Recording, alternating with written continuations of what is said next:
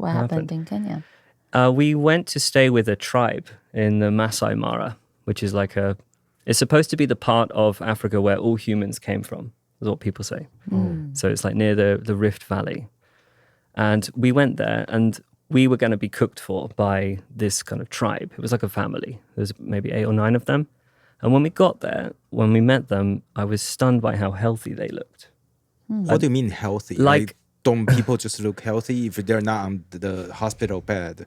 Compared to us, they looked healthier.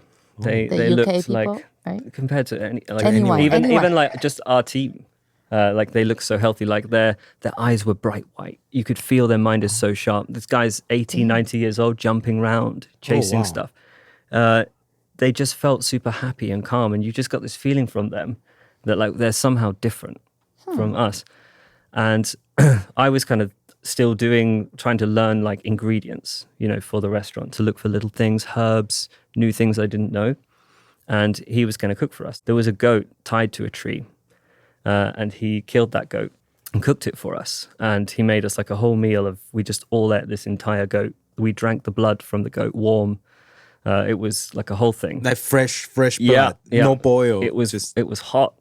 Yeah, it was intense. Wow. Yeah, That's we wild. all ate the organs like right out of the animal. Like fresh, like raw organ. Oh, Yeah. damn. It's so much warmer than you think it would be.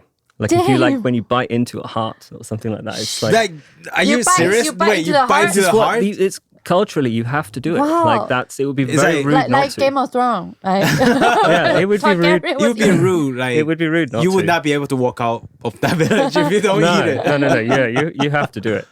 Wow. So That was wild. Yeah, they were really weird, but they were all so fucking healthy. Like their skin was just insane. And so I started to figure out what they ate, and they only had ever eaten meat. They drink blood and they drink milk, and they'd never touched a vegetable, never touched anything like that. No leaves, no fruit, nothing. No salad, nothing. Not one bite. Not them, their kids, or anybody else. And so Damn. they had this understanding of food, and I was just like, what the fuck? No, I've just been cooking food for 10 years, and I know you need all this stuff. And I can't accept that these guys all they eat is meat. And they are a lot of the time raw and meat. they're the healthiest looking people I've ever seen. And that was like the beginning for me of thinking I might have just burned 10 years on fine dining of my life. That actually, if you're talking about food and what is important in food, these are the healthiest looking people I've ever seen. And they've cut away all this stuff I've just spent 10 years trying to figure out, and they just eat meat and they're just so much better off. And that was the beginning of me thinking, fuck, like I could actually have this whole thing wrong. And then I started to really study nutrition like deeply. And then that sort of changed the restaurants that I opened and the businesses we do now. And that was like, well, I say that day, it just really shook me. And it was like, it made me think you can be wrong about everything. And you might have to start from zero sometimes. And that was very useful, like a thought process to have. Yeah. Were you always so health conscious, or just like that experience changed your world completely? I think so. I just remember seeing them because, like I say, they all were so fucking fit. And I was like a fat, sweaty mess, like trying to investigate some tree bark, like looking for something cool. And I just remember having this moment of like, because I really looked like shit then. And I just have this moment of thinking like, what? Oh no, like I might be focusing on the wrong foods here. And that was sort of led me down the path of trying to study, not so much like, people talk about nutrition a lot. Like, what do you guys think is healthy to eat? Like good fat. Original food. Yeah, maybe? yeah. Not too much processed. Yeah. Probably Raw. not ham. I think ham's all right. Yeah, it's like a lot of meat, like good meat, grass-fed beef, fish. And a lot of vegetable and fruit. yeah, maybe. vegetable and fruit. Yeah. Balanced diet, basically. Yeah. Less no sugar. We all know no sugar, nothing deep fried, but no trans fat. But I love fried food. Yeah. Well, I think like that is a fairly modern approach, as in like in the last 10 years. But we had this gap of like 80, 90 years where everybody got lost. And if you really look into how that happened, it's pretty fucked up. Like, do you know? Like the food industry trying to manipulate the market, that kind of stuff. Do you know Kellogg's? Yeah. Yeah. What is Kellogg's? Cereal. Oh, Kellogg. I see. Yeah. Do you know how that company started? No. I don't know. Okay. Then they used to. They started with cereals though, right? Mate, I'm going to tell you. No? Let me tell you this. No. Everybody that hears this is going to Google this because they won't believe it's true. It is fucking true.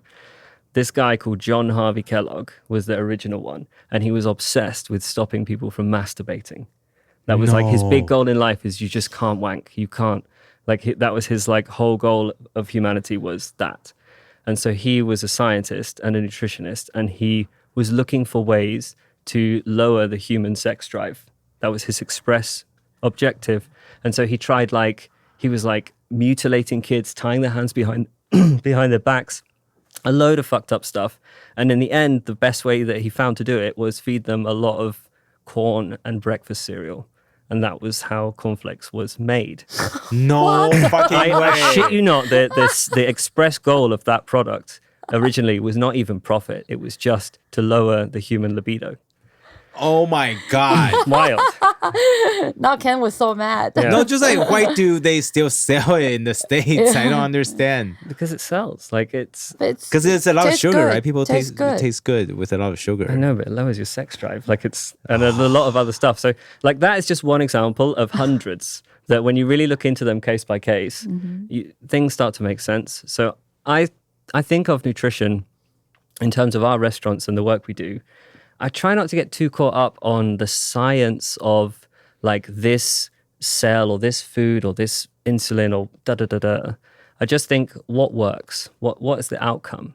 Because you can go to like see a lot of doctors and they have practices full of sick people.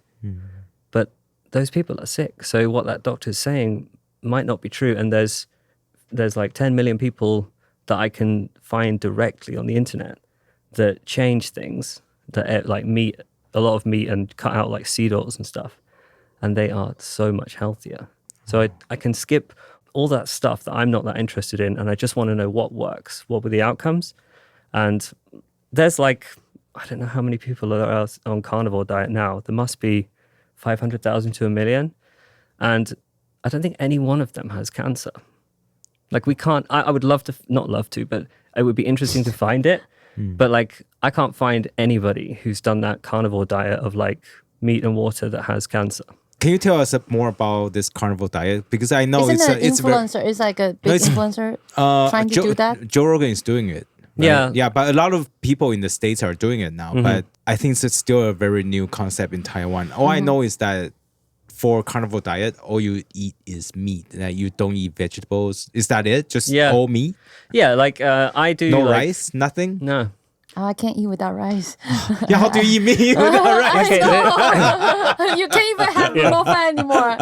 How can you live a life without raw fat? I do like 90% of it as meat. Okay. So like if you just, I think... You have a pasta rasrestaurant. Come on. Yeah, no, You don't I'm in. eat pasta. But even like my pasta, the pasta at my restaurant is very different from the stuff you buy in the shop. But like you basically, if you eat a steak every morning, then that's kind of sets you up and you're not that hungry for the rest of the day. I mean, I don't know what, maybe everybody's different, but I'll tell you what happened to me.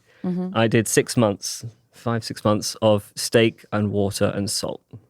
Nothing else. I would occasionally have For real. sparkling water as a treat, like as like a luxury, but steak, water, and salt. No salad, nothing green, not no even, juice, no not fruit. even one bit. Like steak, water, and salt. How did you feel after that 6 months? I'll tell you what Okay. happened to me. Okay, so I'd always had a body like a pear, like my whole life. That went away, and like I just got in great shape by accident. I didn't change anything else. Like, you know, Okay, I'm doing just that. change now. that. Oh, what? That was one thing. But like all these things are weird. So the other thing that I can't explain is I used to wear glasses.